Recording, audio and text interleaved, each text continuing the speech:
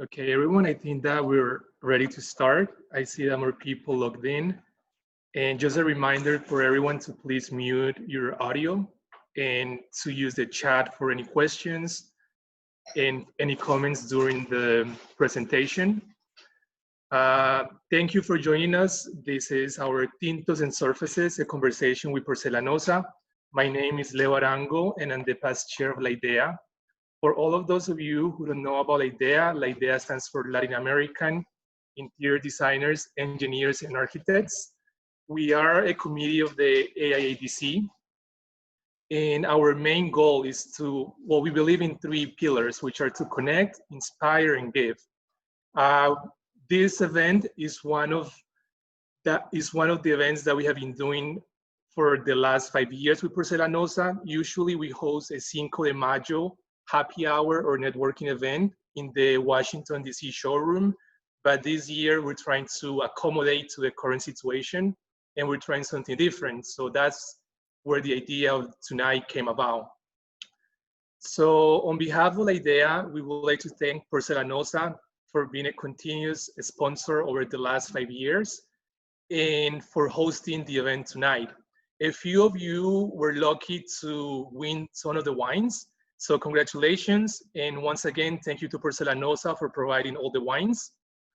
And for all of those of you who did not win, we hope that you were able to find the wines in the local supermarkets and that you have everything ready for tonight's presentation.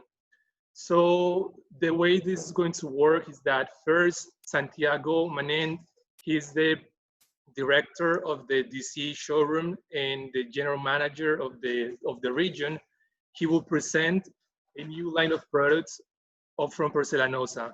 Then there will be like a questions and answers for about 10 minutes, so you can feel free to ask any questions that you may have. And after that, Dora Lobo will guide us through a wine tasting tour of the two wines that were selected, the Rioja and then the Retojo. And with that, I would like to introduce Santiago. Santiago, please go ahead. Thank you, Leo. Everybody, welcome. Like Leo says, we've been doing this event with LA.IDEA for several years already. It's a pity that we cannot share it in person this time, but at least we kind of went around and tried to do it this way. So thank you, Leo and Julie, for putting it together. Dora for joining us. Impressive resume for our sommelier tonight. But let's try to do it as fun as possible. I'm doing the boring part, which is the products, and we'll let the wines to finish, so you end up with a good taste. And we'll pass you a couple of questions at the end of the presentations. But please feel free to interrupt me with any questions to the chat, or feel free to unmute yourself, pose the question, and then meet again. So today we're going to introduce large format porcelain slabs and various applications. I'm going to do it in 10-15 minutes. So I'm going to start with the basics. You know, what are the large porcelain slabs? Something that we've been seeing for many years already. So in our case, it's up to 6 by 12 thin porcelain, very resistant slabs made of different types of clay. So basically, it's like a regular porcelain tile, but with an oversized aspect size. So the main components: clay, water, and fire. So same manufacturing process, similar manufacturing process to the regular tiles. I'm going to compare a little bit different types of slabs that we have in the industry. We're comparing first natural stone, marble and granite. They've been around forever. They cater to some customers that appreciate the uniqueness and the added value of the marble and granite, the stone. But if we compare it to quartz, which was introduced in the early 60s, made out of polymer resins and some quartz crystals, it's an easier product to fabricate and technically superior than natural stones. And another solid surface is another slab we want to compare, introduced in the late 60s by DuPont. It's made of acrylic resins and polyester, polyester, and minerals. And that the main added features is that it's a seamless material and it can be thermocurved to any shape or size. I think for those of you who joined us like a couple of years ago, we introduced the new generation solid surface, our own solid surface. And what we're introducing today is the large format porcelain tile, which we introduced in 2012. And like we mentioned before, it's made out of clays and inorganic materials, basically like a man-made stone, right? So we want to introduce some new features to these porcelain slabs.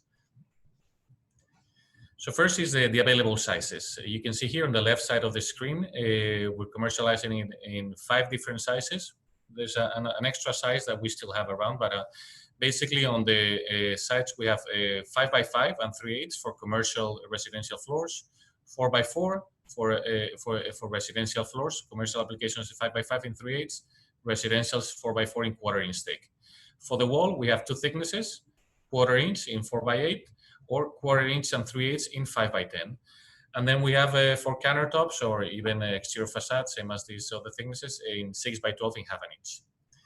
The porcelains offer one of the main characteristics is offer a superior definition as far as coloration, veining, etc. And we have different types of collections. So we have some solid colors here, like a through body white, some stone look porcelain slabs, concretes, marbles, metallic looks, wood looks, more marbles here. So one key feature on the marble looks is that unlike some other tiles that we see in the market, our marble porcelain slabs, the design that you see all the veinings, it's done through a two process. So we color the tile, the panel, but we also embed soluble salts inside of the product. So it's not that the veins are through body all the way through, but the veinings are made out of soluble salt. So when you look closer to the product, you don't see like a pixel image. It's going to be as real as the stone because the veinings are embedded inside of the product. So what are the main characteristics for the porcelain slabs, right? So it's an hygienic and antibacterial product. So it's non-porous, so it doesn't allow the proliferation of any bacteria, does not emit VOCs. It's scratch resistant. That's why it can be used on horizontal surfaces such as countertops or exterior wall or floor applications. It's fire resistant, like we mentioned before. It's manufactured on the kiln over 1,000 degrees, so it's fire resistant. Frost proof. That's why it can be used on exteriors. It's chemical and stain resistant. That's why it can be in contact with food and other applications. It's UV resistant, so it can be used on exterior applications. Coloration is permanent. Very easy to clean, no maintenance. That's the main advantage against, let's say, a real stone, the marble. You're going to have a first choice marble look with no maintenance needed. It's waterproof. And also improves the strength versus all the other materials we just compared, right? So for example, with porcelain slabs in 1/2 inch, 12 millimeters, we can install the product with 24 inch spans without support, right? So it's ideal for countertop application because we're going to save some of the support that the material requires. And we can provide the pre-consumer recycled content of the material during the production process. So if you have a project that caters for lead points, let us know. We will be able to share the lead data sheet with it. I have a little comparison table here with the other surfaces. Here, I'm gonna blow it up a little bit so we can see it better.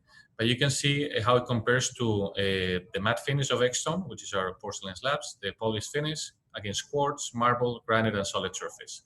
So we can see the resistance to staining, superior product, to chemical attack, maintenance, water absorption, scratch resistant. As you can see, the matte finish is a bit more resistant as to scratches than the polished finish, but still the polished finish is the most popular in horizontal applications such as countertops. Colors are permanent, fire resistant, and thermal shock resistant. So overall, we're not only offering an aesthetically superior product, but also technically it's going to be a superior product, right, as far as technical properties. The product, and this is one of the main things we're introducing, comes in 3 finishes. First is going to be a silk finish, which is kind of like a brushed stone, so very soft, ideal for horizontal applications or vertical applications. Matte finish, which is going to meet the dynamic coefficient of friction, so it's going to be good for floor applications as well, even in commercial areas. On polished finish, which is more of a glossy polished look. So once we've seen how it's made, what are the technical properties, what are the different applications that we have for the porcelain slabs, right? So floor, walls, countertops, furniture, which is something unique, and facades.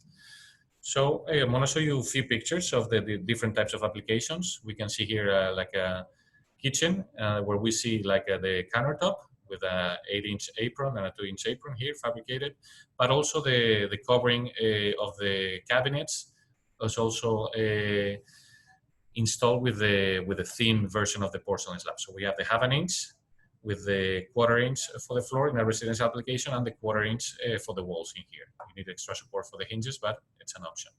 For countertops, all the marbles are available, plus some concrete, stone looks, metallic looks. And another good feature is for the 1/2 inch version for countertops, that you can have a continuous veining on the marble looks. So that's going to provide you with a unique design. On top of that, you're basically going to work with porcelain slabs, same as you do with the rest of the slabs, marble, granite, as far as the edge possibilities. So we have any type of possibility from miter to build up, pencil edge, etc. And the size can also be disguised with the invisible joint. So you can see here this technique on the bottom right, where we can have what we call an invisible joint. And here we have another example of countertop plus furniture cladding, with the thin version and the thick version in here. With the marble looks, we can achieve a continuous pattern and also a book match with different options. Here's another application for kitchen, and one of the main advantages of porcelain slabs versus real marble, let's say, you have a 1/2 inch slab on the countertop, but you can use a more economical, thinner version on the backsplash on the wall. So because we're offering a very resistant, very strong product, there's no need to have a thick product, heavy slab on the wall. So you can mix different thicknesses and save money that way. Outdoor kitchen is another type of application because it can be used on exterior. Even induction cooking, you can see like a seamless type of kitchen here, where you can heat all the pans without the need of having an oven. There's a question here. Thank you, Leo, for sharing.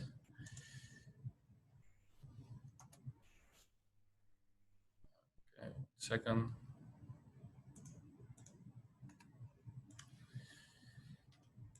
Okay.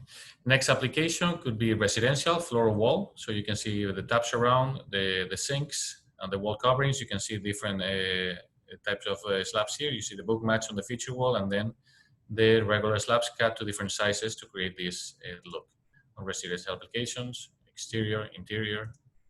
Commercial applications, here's a perfect example of using the different types of finishes and sizes. So we have 1/4 inch in matte and glossy on the walls on a larger slab, or cut to different sizes, 1/2 inch on the reception desk, and the 3/8 for the floor or the steps on a commercial application on the matte finish, right? Another retail application here, 1/2 inch versus 1/4 inch and 3/8, so you're mixing the different sizes together. Or a cool feature also is that you can also backlight the slabs under 2 premises. It has to be the 1/4 inch thick with a white clay. So not all the products come with a white clay, but some of them do.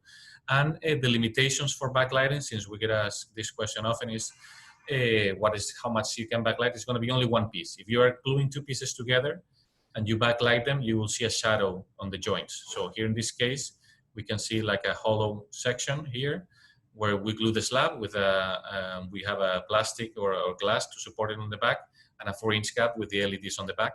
And we can backlight this onyx porcelain look slab, which would be much more economical than, let's say, that the real onyx in this case, and you have the same look here. More applications, bars and restaurants. Here you can see how the fabricator cut the slabs to different shapes, so you can create the design. Feature walls, just gluing the panels on the top. Exterior applications, you can see here residential done with the slabs. A bonded application, just gluing the panels. or a rain screen, such as we do here with the Sommelier by Architects in Hudson 36 project in New York. We have here some details, since most of you are architects here. I'm not going to go through the technical details here, but how to do the 5x10 slabs with exposed rivets in a 1/4 inch or 3/8 with concealed K anchors, or they have 1 inch 6x12 again with concealed K anchors. So we're expanding the size that we're able to use on the facades, right? More applications would be furniture, like tables. It's ideal to as a horizontal surface here. And you can either just apply on top of the existing product with support in the 1/4 inch, or have the 1/2 inch supported there. So I think you've seen the versatility of the product line, but we want you to think of this product line as also as a raw material where you can tailor your own design. So we have here 4 different examples of 4 different boxes where you can play with the size and with the joints and create your own design. So for example, box 4, you can see that the joints align with the bench, with the sink, with the mirror, or you can create different shapes in here and minimize the joint sizes. And here's another example of how to show you a traditional bathroom. Could be a traditional commercial space when we use a typical 2x2 tile versus using a panel. We minimize the joints, we achieve that more seamless look, less maintenance, and improved aesthetics, right? So if you want to use this product as a slab on its own and glue it to the wall or the floor, that's fine, but just think of it also as a raw material. So you can create your own designs and your own shapes, same as you do with a natural product, such as marble, granite, etc. So here we have a featured bathroom with LED lighting, different depths, etc. And to finish the presentation of the product, we don't treat these as tiles because they cannot compare to tiles in the way we manipulate them, the way we use them, but to slabs. So we need to compare, first of all, pricing to slabs. So price of the product is going to be $10 to $14 per foot, approximately, depending on the size, the color, the finish, etc. And as far as manipulation, it's going to be treated as a slab. So it needs to be carried in an A-frame, has to be manipulated with clamps. And there's 2 ways of cutting the material. We can do it with a CNC machine or a bridge saw. I have a quick cool video that I'm gonna be able to show you here. Have it at double the speed, so it's faster. You can see how, let's see, how you can, with a CNC machine, you can pre-made the cuttings. This is a 5-axis water jet cutter, and it's pretty cool to fabricate.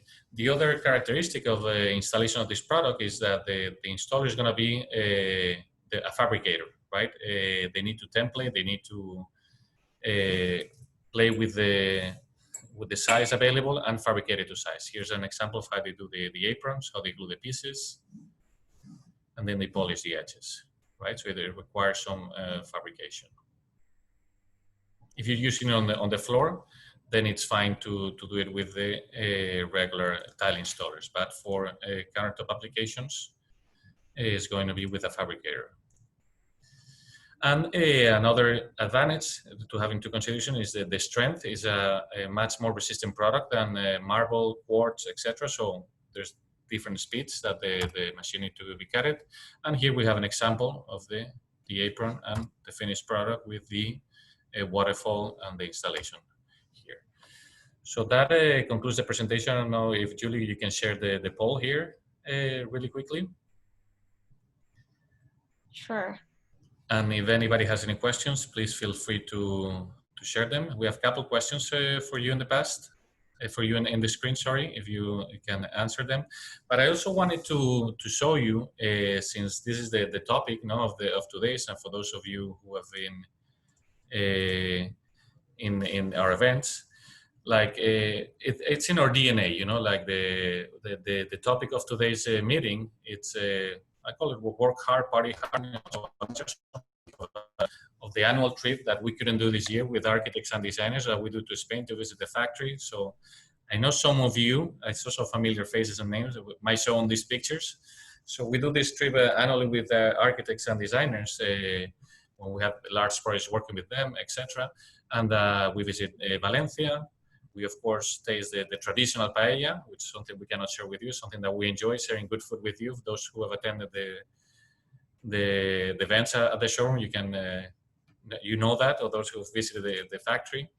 We have nice lunches out there, socialize, a network with other industry leaders here. And as well, we visit the factory. So we can do a quick tour of the factory, see the facilities in Spain. And to join with today's topic, we always finish, this is the Royal Palace in Madrid, this is the Serrano Towers in Spain, so a little bit of history, a little bit of work, and we always finish with a wine tour of a winery in the Valencia area. It's a cool winery that we usually go to. It's really old winery, and that we have a cool lunch in here. I'm sure some of you remember, because I think some of you have been there. But question from Lorena: have you used the Exxon for health facilities? Yes, indeed, we have. We're working on. I don't know if you would be familiar with at the UMMC. Kiagen is another project that we're doing. The lobbies, as well as we're basis of design for the exterior side. I'm not gonna lie to you, it's not gonna be the cheapest product, but as far as performance value, yes, it can work. Especially if you compare it versus other materials where people use on the common areas, such as the lobby, is gonna be a more economical solution than real marble slabs. We have several examples here in the DC area. I mean, I'm just thinking Reston OB3, for example. It's a big project in Reston. All the offices, all the lobbies, the reception desk are done with the product. For multi-unit, for those of you who live in DC, 608 Street, the Shaw, 69-unit condominium, all the countertops are also done with this. So yes, it can be, it is suitable for those applications, healthcare, multi-unit, commercial, and it works well, yes. While we wait for some more questions, if any has some questions, I'm gonna take advantage and show you the latest products that we added this year. It'll be a couple of minutes, and then we can pass it around to Dora. If anybody has some questions, please feel free to interrupt. We're introducing here some of the new collections, the Calacata Gold here, the continuous veining, the Calacata Green, it's kind of like a cool wild marble, Carrara, some new woods, and different applications, marble looks, more onyx with the continuous design or a book match, travertines, another marble, very elegant with the golden veining, the black background, and a couple of metallic looks, a couple more stones. So this is what we introduced this year. As you can see, a good breadth of products. And that concludes the presentation. Unless anybody has any question here. What is the weight comparison with marble for the same thicknesses? So if you're gonna use, I'm gonna look it up so I give you the correct information while we let Dora introduce herself. But if you're using the 1/4 inch, you're gonna have a weight of around 5-6 pounds per square foot. So it's gonna be much lighter than what you would compare marble in the same size, right? Because the beauty of this is like you can have a very thin and large slab. So the thinnest we have is going to be 1/8 of an inch in 40 by 120. But what we're promoting now, where we have more design possibilities, is going to be the 1/4 inch version, and that's going to be up to 5 by 10 feet. Yeah, once again, if anyone has any questions, feel free to use the chat, or maybe just like ask the question and Santiago can answer it.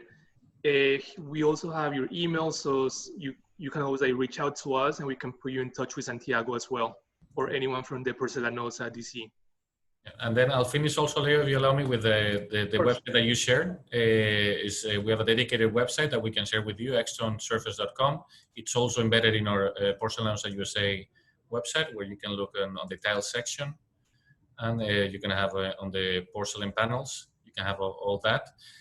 Samples are available through Material Bank or through your rep or through our website, but we're ready to collaborate with you on your next project. So you can have here all the colors, different collections, and once you click in each of the product, you can see the available sizes that they come here, and all the technical information in here.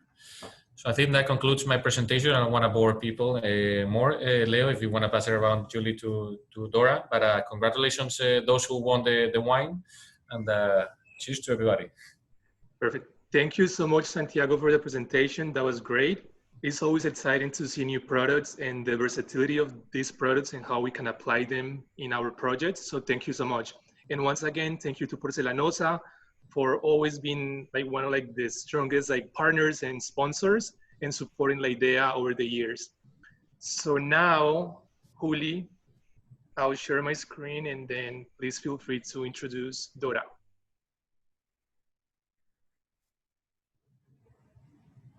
Sounds good, Leo. I'm just waiting for your screen to show. Perfect. Hello, everyone. My name is Juliana Trindade, and I am LA.IDEA's chair this year.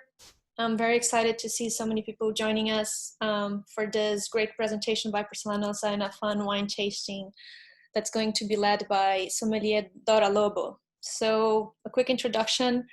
Dora had been working as the head sommelier for one of the leading luxury hotels in the world and as a wine consultant before she moved to Washington, D.C., where she currently works as the beverage director for the catering company of Washington and as the sommelier for Elizabeth's Gone Raw.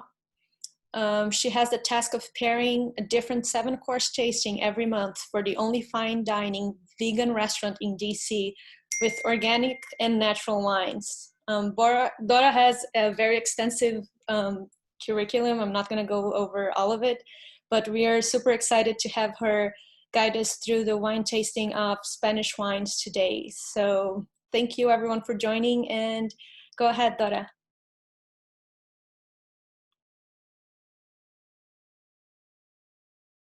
Dora, Okay. you're on mute. There we go. Can you hear me now? Now we can. Excellent. Well, welcome. Thank you for the invitation. Very happy to be here. I love the porcelain slabs, by the way. They're beautiful. I wish I could have those in my house. They're stunning looking. So today we're gonna do something different. Of course, you used to your party, which the catering company of Washington has catered before, but today we're gonna have something different. It's gonna be a virtual wine tasting. I hope you had them ready. You have to have your white wine chilled, of course, your verdejo. It's definitely best chilled. So go get your 2 glasses if you don't have them yet. If you have a different wine, if you couldn't have this one, just get whatever wine you have and open them, because you're gonna enjoy yourself. You're gonna learn something new, even if you don't have the wines today, I hope. So thank you for the introduction, Juliani. I guess everybody knows my curriculum now. It's very long. I've been doing this since 2006. I started in London, and I was studying with the WSET, the Wines and Spirits Education Trust. And it's very focused on European wines. So I'm very happy to talk about Spanish wines because I love Spanish wines. First of all, they're not just delicious, they're interesting, they're very good value for money. And that's something that I always look for, a very good value for money, especially Marqués de Cáceres. Right, and we're just gonna show a little bit of the map. If I can manage to share my screen here, because I'm technologically challenged. We can see it. You just cannot see the right one that I want to share. There you go.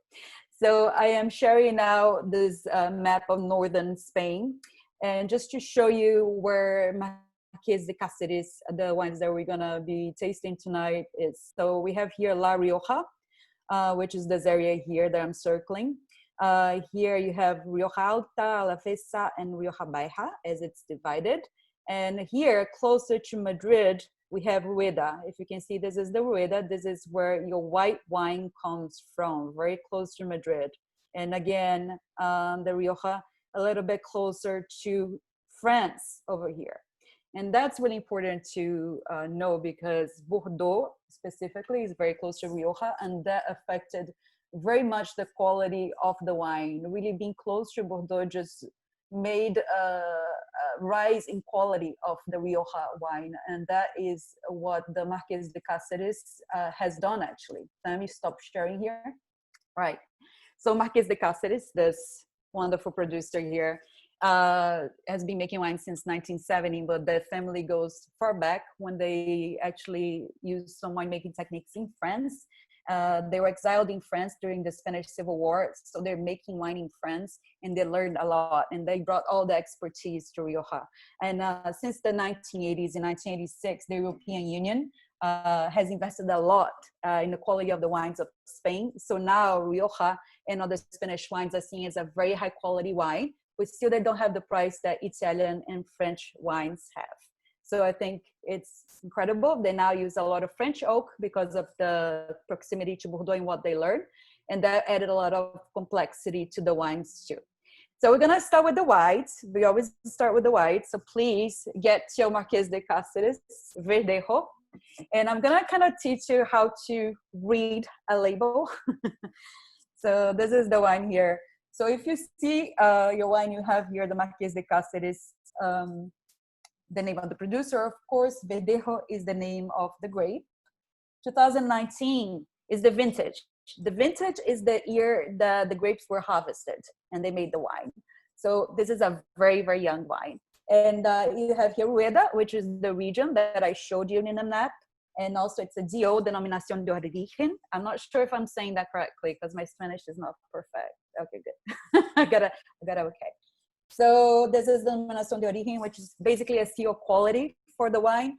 And you have a really interesting thing here. It says night harvest. So they actually harvest the grapes at night when it's cooler and the grapes are more stable. So it preserves all the aromatics of the wine. So that's really cool. So let's pour wine. And please, guys, if you pour your wine, don't pour it too much because you want to swirl it around. So just do it like this. And please hold it by the stem because the temperature can, can change if you're holding it. I see something in the chat, but I don't think it's, let me check. Oh, you're good. I'm good here. All right. So let's, first of all, look at the color. So you see it has a little bit of a greenish tint to it.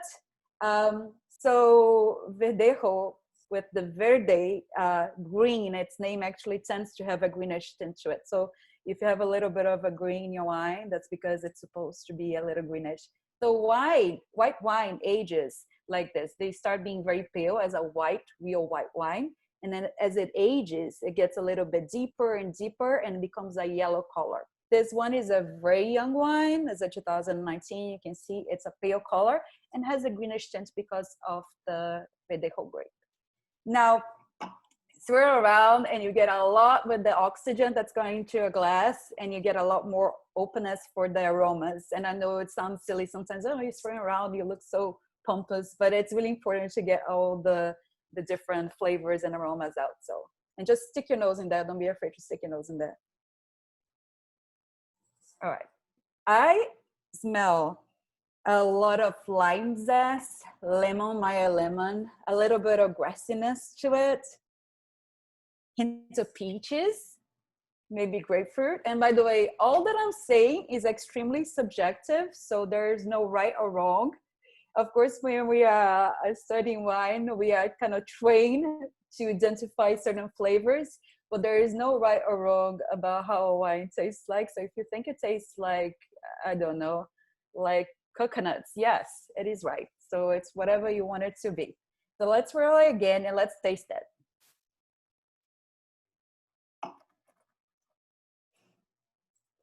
And did you see that I just gargled a little bit inside my mouth? I know people hate that sometimes. They think that looks very, very silly too, but that's really important because our tongue, they taste different sensations in each part of the tongue. So you're gonna taste acidity in a certain part of the tongue. You're gonna taste bitterness and sweetness and saltiness in different parts of the tongue. And that's why you're gonna swirl it around inside your mouth before you actually swallow, because you want the wine to go into everywhere in your tongue and see how this wine really tastes like. Is it dry? This one is definitely dry. Dry doesn't mean that it's not fruity. This one has a lot of fruit, but it's still dry. It just means it doesn't have a lot of residual sugar, which is great. It has a lot of acidity. So acidity is the sensation that you have on the sides of your tongue. It just makes your mouth water a lot. And it has a lot of acidity. And I think that is great because the more acidic the wine, the more versatile it'll be with the food. So for example, champagne or sparkling wine has very high acidity, and that's probably the best wine to pair with most dishes. It's the most versatile wines of it all. You cannot go wrong with champagne. Most dishes, of course, there's always some dishes that wouldn't go very well. So this is the acidity. It's definitely a dry wine. It's got a lot of fruit packed into this. And what would you pair this with? I would definitely pair this with shellfish or any kind of fish really would go great with this. Lemon chicken would be good with this. Any sort of nuttiness. This is great for the nuttiness. The rules for wine is usually don't overpower the food and don't underpower the food. So you want to match the wine with the intensity of the food. So that's why I usually get white wine. You're going to pair with fish. And it wouldn't work very well if you're having a filet mignon with this videjo. It wouldn't. But if you're having a red wine, like I already have it here open, with the fish, it could overpower the fish. So it wouldn't work.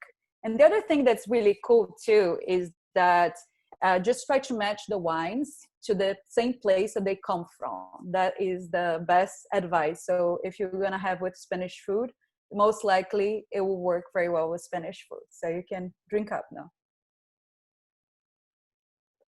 The other thing that's really interesting in this wine, if you turn around, you see here it has a little V for vegan.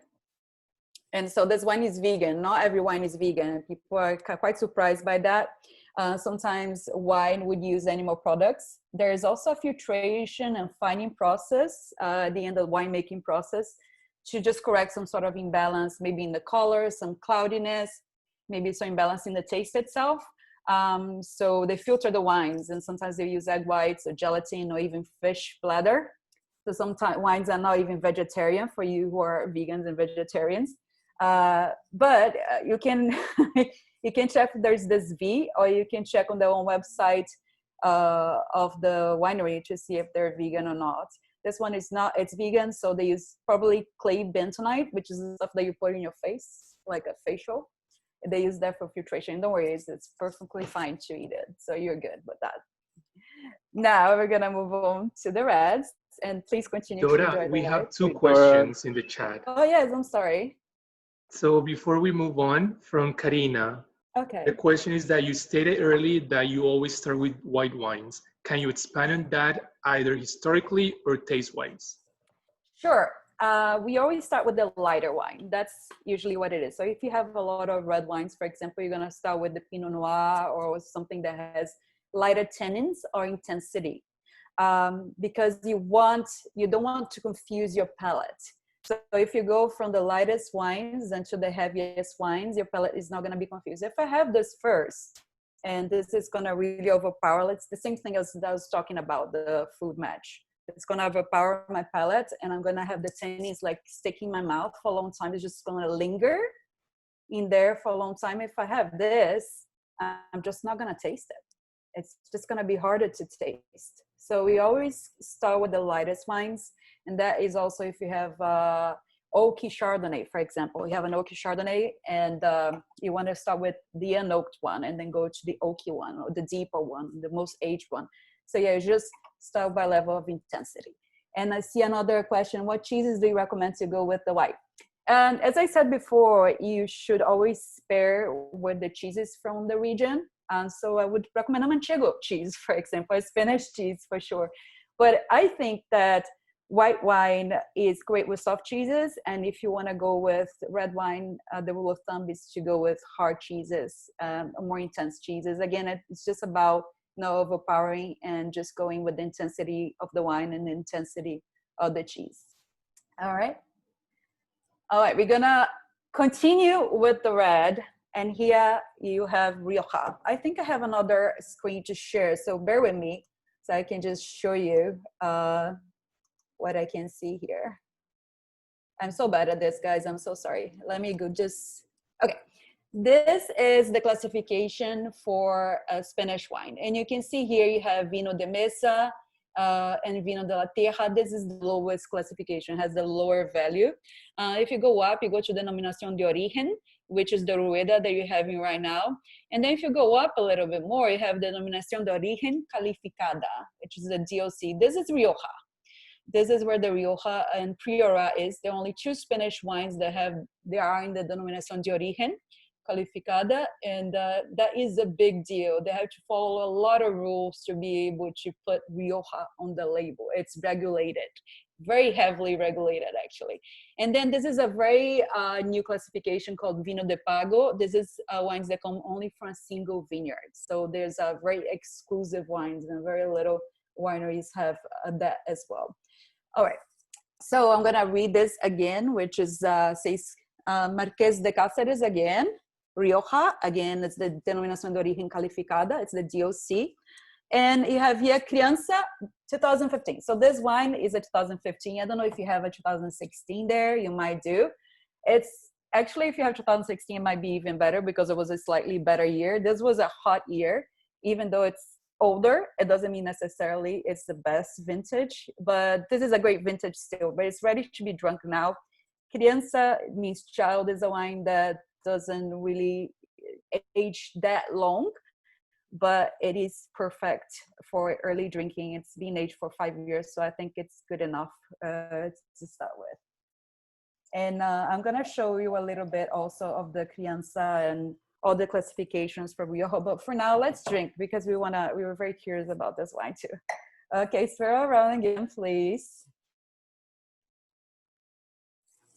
I get a lot of the black pepper because it's from the Tempranillo grapes.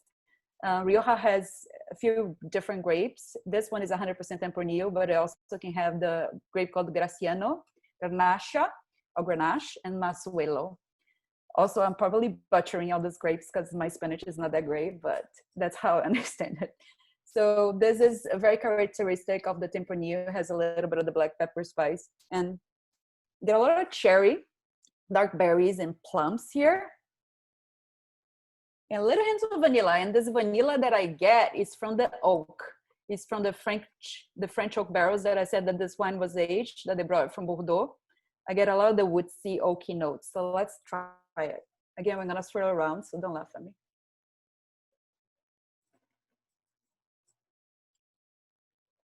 Definitely have the spiciness there when I swirl around. And good acidity too, because my mouth is watering right now.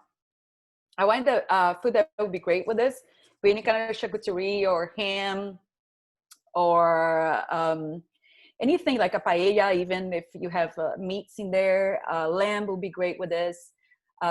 If you are vegan, I guess baked beans would be great with that.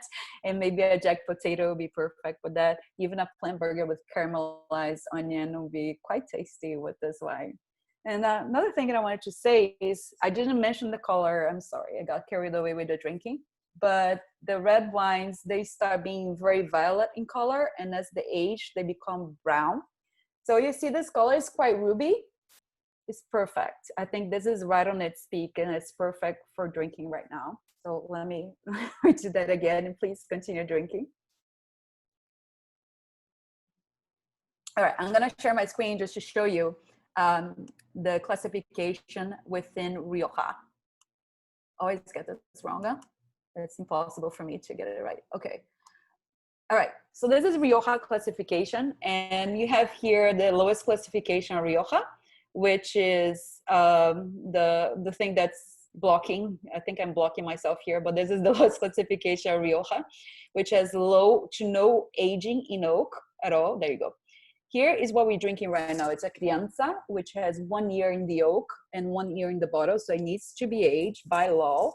When you see Crianza, that's why this is normally the price that it goes for, but doesn't really mean anything. And this is the Reserva, which has to have 1 year in oak and 2 years in the bottle at least. A little bit more expensive. Now, the most expensive one is gonna be the Grand Reserva. It's gonna be 2 years in oak and 3 years in the bottle, and sometimes they go much longer than that. And for that, you're gonna pay a really premium price. I think the Crianza is actually a very easy drinking wine. It's one of my favorite ones, so I love this wine. And by the way, wine doesn't necessarily get better with age. sometimes wines get worse with age, and most wines are meant to be drunk young. So that's definitely a myth. And this wine is meant to be drunk young, so you should enjoy it definitely straight away. All right, guys, I think that this is probably it for my little talk. So I'll just open if anybody has any questions about Rioja. Actually, let me just show you one thing more that I wanted to show you. I'm not sure if I'm gonna get this right. This is the last one that I wanted to show you. This is the Marquês de Cáceres. So you're probably gonna ask Santiago to take you there someday, because this is a really beautiful house, and please take me there too. It's wonderful vineyards. Yeah, and they really care about quality of the wine. So they really really great winery that really puts effort in terms of quality, not just being random Rioja that, you know, they produce this in Rioja Alta, which is the best place to plant Rioja. It has higher elevations, so the grapes are perfect. Anyways, I am a big fan. So thank you so much for the time. And I think I'm gonna go send this back to Julie. Thank you, Dora. If anybody has any other questions, feel free to send them via chat. I do have one for you. How can you distinguish between the acidic characteristic and the spicy characteristic of the wine? How can you tell one from another? Oh, yes, it can get a little bit confusing. You're right, because so the acidity, you're gonna get into the sides of your mouth, and that's a mouth-watering feeling. And you're gonna feel a lot of the spiciness kind of more in the middle of your tongue instead of the sides of your tongue. The spiciness is just more like towards the end of it, like middle towards the end. And the spiciness is just gonna be the feeling that, you know, when you eat spicy food and you get a little bit like, but the acidity is just, it just wants to make you want to drink water. I'm not sure if I'm making myself very clear there. The other thing, Julie, that I did mention that I wanted to mention is that these wines have a lot of tannins. This one has a very well balanced tannins, but tannins come from the grape, the skin of the grapes. And this is what makes wine age. And that's why red wine ages actually better than white wine. And these tannins also give you a lot of the dryness that you might be experiencing when you are drinking the wine. So you get a little bit of dryness in your mouth too. So not to be confused with acidity. Tannin is when you felt a little bit of the velvety feeling in your tongue, you know, like you are actually eating something or just drinking a wine. That is the tannins. And so what's interesting about red wine is that red wine can actually make white wine if you remove the skin of the grapes. You get just a clear juice, but white wine cannot make red wines because you need the skin of the grapes, you need the color to make a red wine. So. Awesome. Thank you, Dora. You're very welcome. I think we have covered all the questions we have gotten so far. So if nobody has any other questions, thank you so much for joining us. Thank you, Santiago. I think I just see a question, sorry. Oh, yes. I see how long and in which conditions can you keep a wine? Oh yes, a wine is very reactive to light. So if you can keep it in a darker space, definitely. Do try to keep it away from sunlight, and you should try to keep it in a temperature that is not over 65 degrees.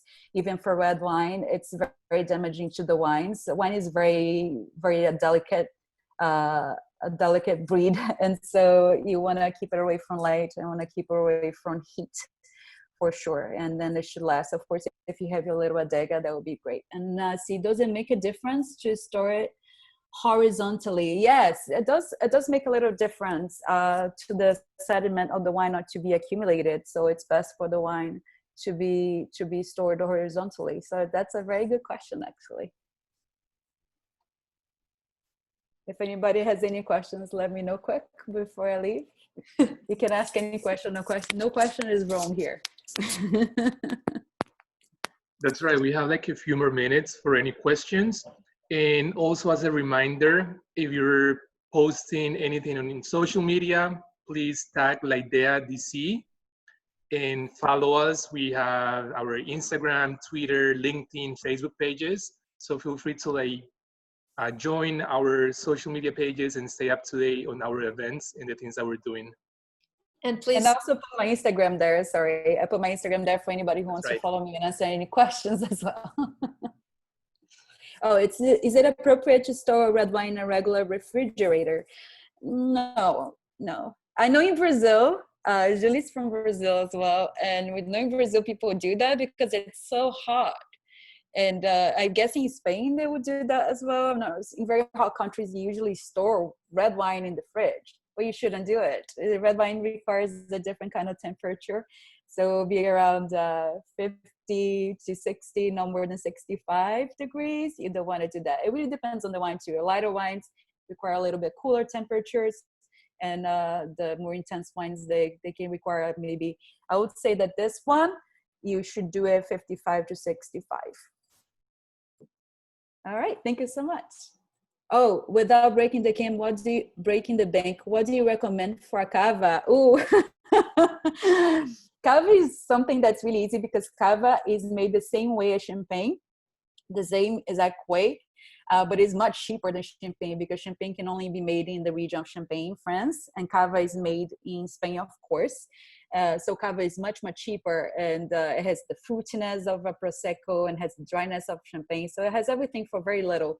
If you want to go very cheap, you can go for the fresh net, and I think it's pretty acceptable. It doesn't cost much; probably costs like $12 max. And I think it has everything because I use my fresh nets for the cocktails at work. The cocktails that I make up, I use fresh net as a topper, and I think it works great. As a catering company, you can use that as well. Cava from Valencia, Israel. Oh, is that a name of a cava? Oh, I'm not an expert on cava, guys. I need to know my cava. That was the answer to buy cava from Valencia, the Valencia region. Israel comes to Valencia. Oh, perfect. And Santiago is also from Valencia. When should the wine be aerated? You can decant a wine, or you can just leave the wine out to breathe a little bit more to get aromas out, of course. But you should definitely decant it when it's an older wine, it has a lot of sediment. And also when it's a very heavy wine, if you know the wine is going to be very robust, you should decant it. So it should be aerated in those two cases, when it's very big wine and very full-bodied red, and also very full-bodied white, or a very older, a much older wine as well. Dora, there's another question from Juan. Oh, I'm sorry, Juan. Along the same lines, what Toro Priora would you recommend? I'm really bad at budget wines because I don't really know a lot of Toros and Prioras that I can recommend that are budget. Priora tends to be a little expensive. Priora tends to be Toro. I have a few, and I have to answer. I'm gonna answer you later. Juan, can you follow me on Instagram and send me a message? That would be great. And I would just think about the Toro wines that I know because I don't have them in my head right now.